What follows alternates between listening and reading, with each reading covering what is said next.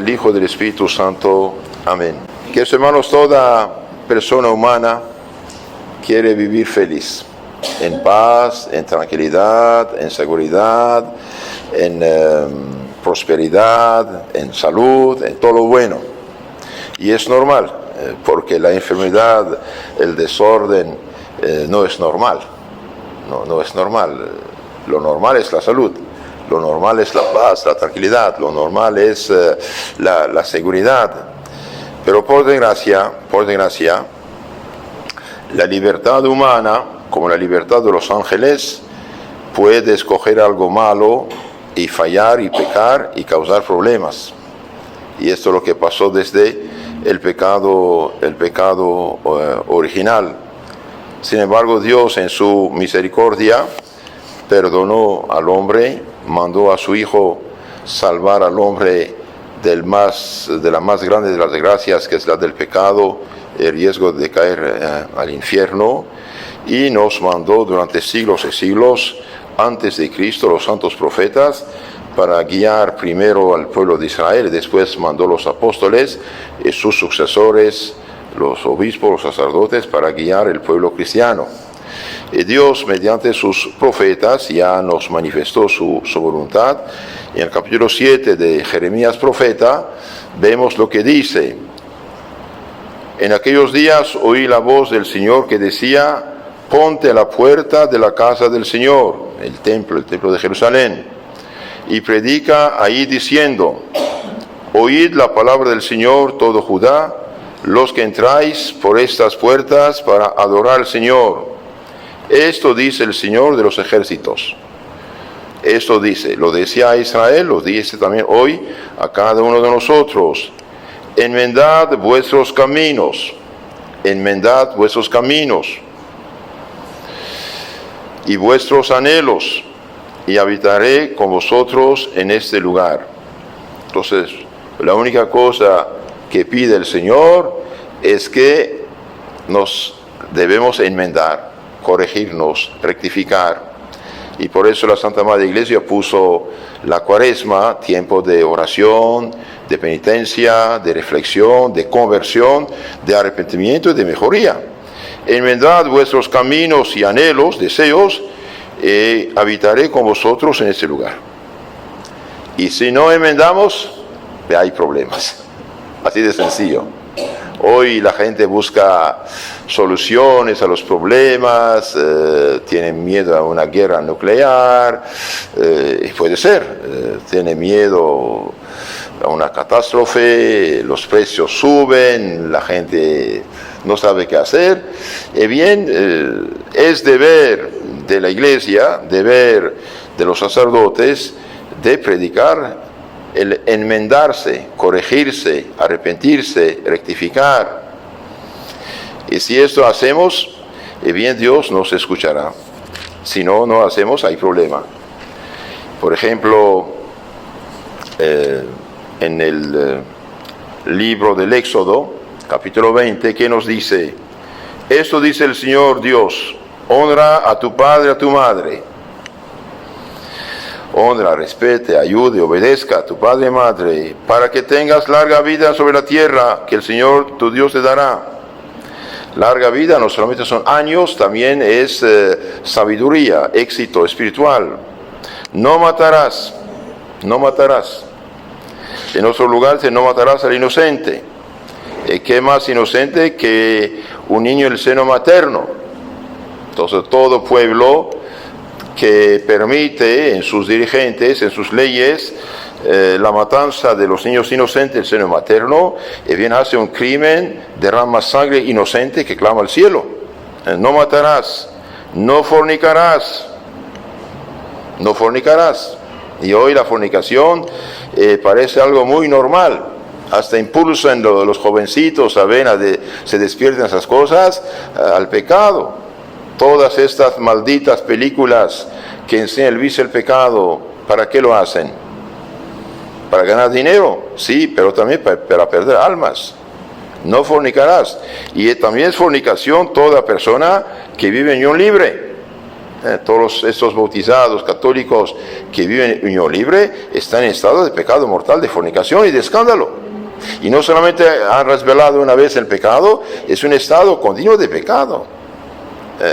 Si me duele un poco la cabeza, me pasa, pero si tengo un tumor en el cerebro, cada rato me duele. Esto es un estado de enfermedad. Entonces, no fornicarás, no hurtarás, no hurtarás. Pues claro, cada quien hurta según sus posibilidades, pero especialmente la corrupción, la usura.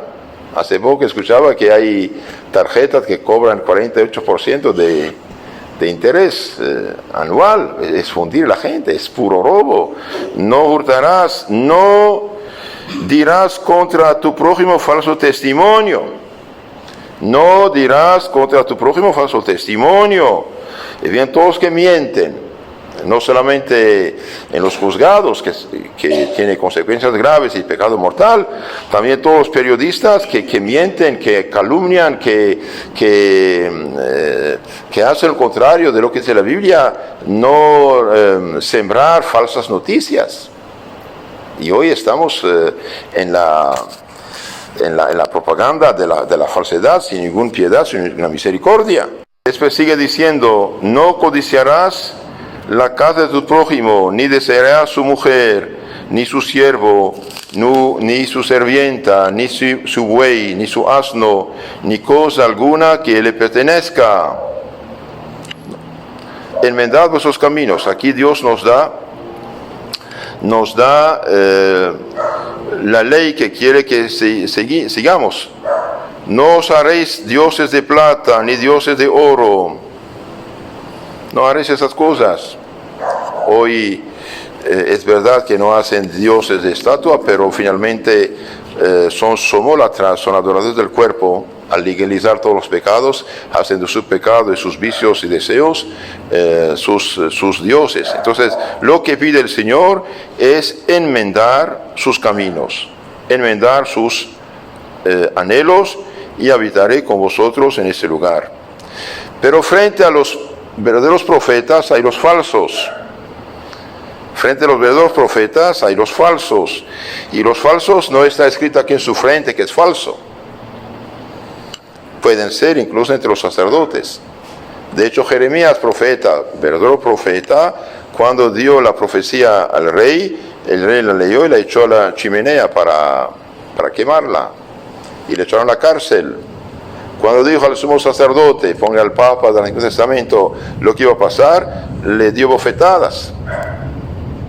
Y del mismo templo de Jerusalén salieron 50 falsos profetas entre los sacerdotes, diciendo el contrario de lo que decía el santo profeta. Ese es el problema.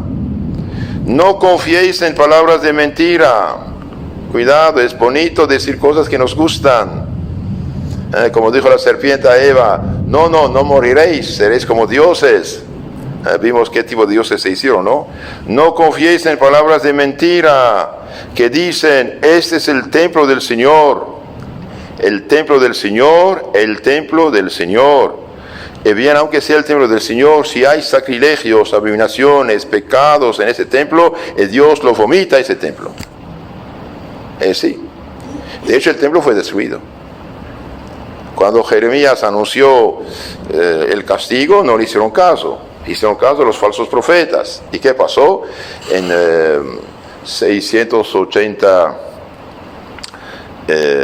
586, los babilonios de Nabucodonosor tomaron Jerusalén, destruyeron el templo y llevaron a los hebreos en Babilonia, donde quedaron unos 70 años desterrados. Y ahí ya se vacunaron contra la tendencia de ir tras los falsos profetas y los falsos dioses. Pero lo que Jeremías anunció tuvo lugar. El templo del Señor que pretendían esos falsos profetas fue profanado y destruido. Entonces no os fiéis en palabras de mentira que dicen, no, Dios es Dios, ¿cómo va a destruir su templo? El templo del Señor, Dios menosprecia este templo si este templo está profanado. Porque Después da la condición de la paz entre el hombre y Dios, porque si enderezáis vuestros caminos y vuestras aspiraciones, si hacéis justicia entre hombre y su prójimo, si no opriméis al peregrino, al huérfano y a la viuda, ni vertéis sangre inocente en este lugar, ni andáis en pos de dioses ajenos por mal de vosotros mismos, moraré con vosotros en este lugar, en la tierra que di a vuestros padres por los siglos y siglos, dice el Señor. Pero eso es condicional. Si hacen esto, quedarán con eso. Si no hacen, yo me retiro. No hicieron, Dios se retiró, el templo fue destruido y profanado, el pueblo llevado cautivo en Babilonia, donde quedó hasta 539 antes de Cristo, hasta que los persas vinieron a libertarlos, regresaron para hacer un nuevo templo mucho menor que el antiguo, porque ya no tenían los medios. Queridos hermanos, estas palabras del Señor también son para nosotros. ¿Qué debemos hacer en este tiempo de Cuaresma?